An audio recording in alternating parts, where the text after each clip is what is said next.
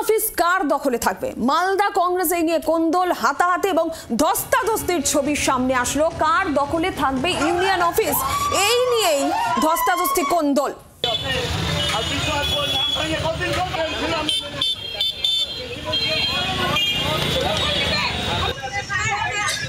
মালদা কংগ্রেসের union office কার দখলে থাকবে তাই নিয়েই কোন্দল।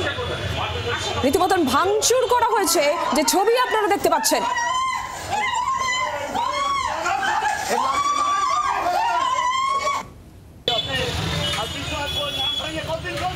হাতাহাতি ধস্তাধস্তির এই ছবির সামনে এসেছে। চোটও পেয়েছেন কয়েকজন। যে ছবি দেখতে পাওয়া যাচ্ছে ইউনিয়ন অফিসের দখলদারি নিয়েই এই কোন্দল বলে জানা যাচ্ছে।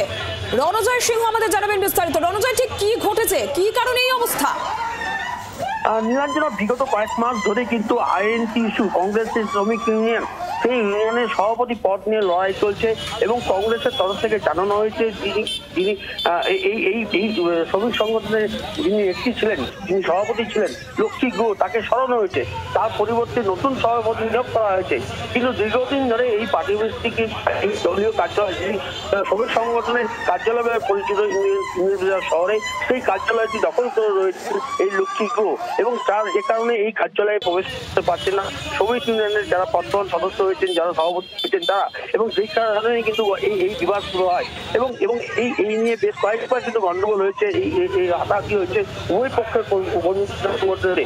এবং আজ সকালবেলাও যখন দেখা যায় যে লক্ষ্মী গুহ তার অফিসে, ওই অফিসে বসেছিলেন যিনি সভাপতি, তিনি সেই অফিসে দখল করে বসেছিলেন যখন, এবং বর্তমানে যারা সভাপতি রয়েছেন তারা সেই অফিসে যান এবং সেখানে গিয়ে তাদের সঙ্গে বচসা শুরু হয় এবং তারপর হাতাহাতি মূলত সংঘর্ষে পরিণত হয়।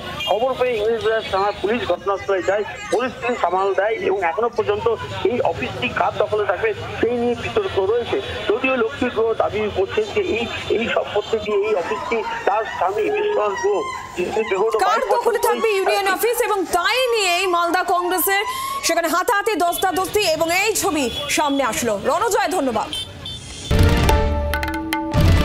বাংলার আওয়াজ, বাঙালির আবেগ, জি 24 ঘন্টা।